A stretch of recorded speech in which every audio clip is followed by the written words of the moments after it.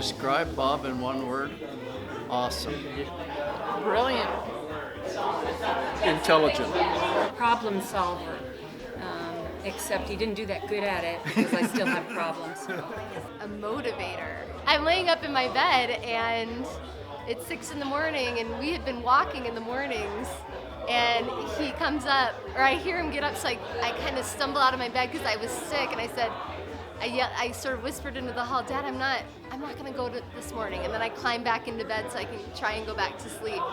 And about 5 seconds later, my dad throws the door open and flips on the lights, grabs all my blankets, pulls them off, and he says, "Victory over self, Kristen. Victory over self." I did not go walking with him, so maybe motivator is not the best word, but it's what I think of.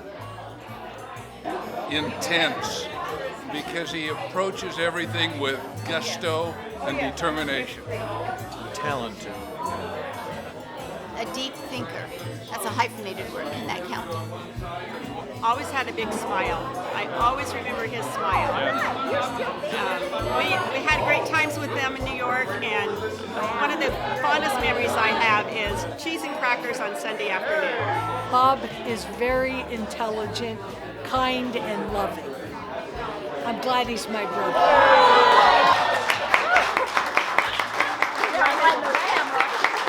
Look at the joy on his face.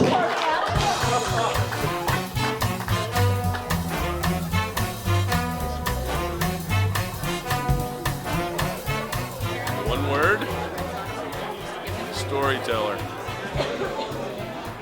I just remember his rats as big as cats with razor sharp teeth stories.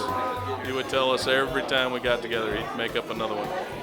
You can't think of Uncle Bob without giant jelly bean monster stories. That's what he told us when we were kids. And pretty soon all the kids were characters in these stories, and they were the best.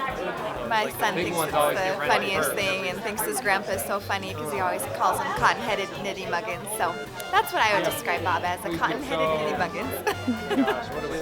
Here's to you, here's to me. May we never disagree.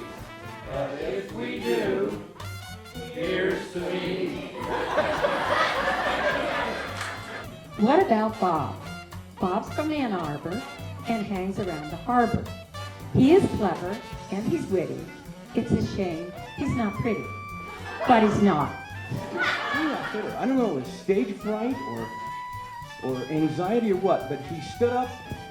If we were not leaders, and he said, a ballerina I would be. You know, that Newport, that Rhode Island accent just jumped out of his mouth, you know? And then it was just pirouette all day long. He did that 3 times, and people were hysterical, and they wanted a couple of encores, but he refused to do any more.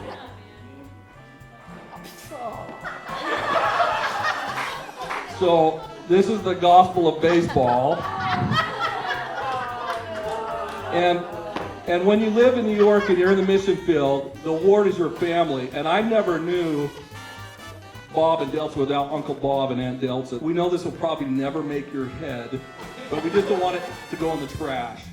So, thanks for great memories.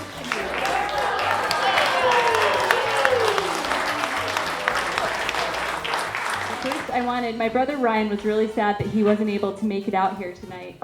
And so he wrote a tribute to my dad that I wanted to read, and then I'm going to hand it off to Sean. For a number of years, I had struggled with career issues. Things had not gone as I had hoped.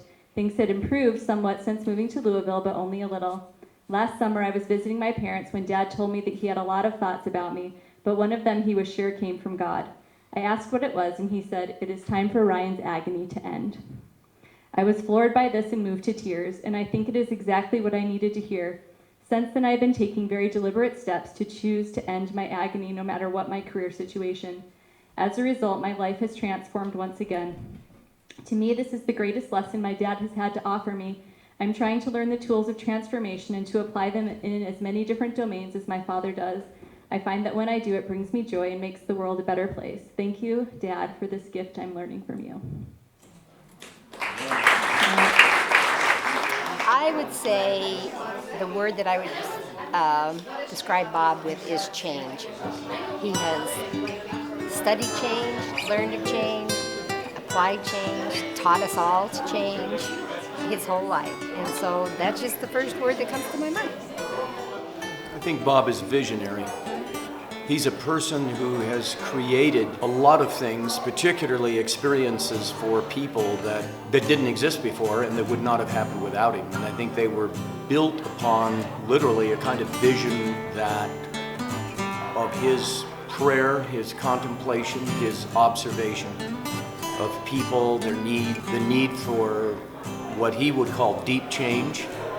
I think Bob's visionary in a very positive way, in a profound way.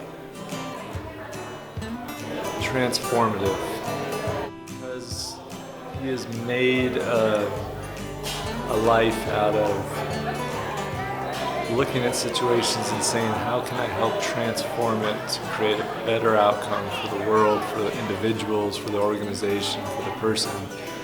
And I've watched him over and over again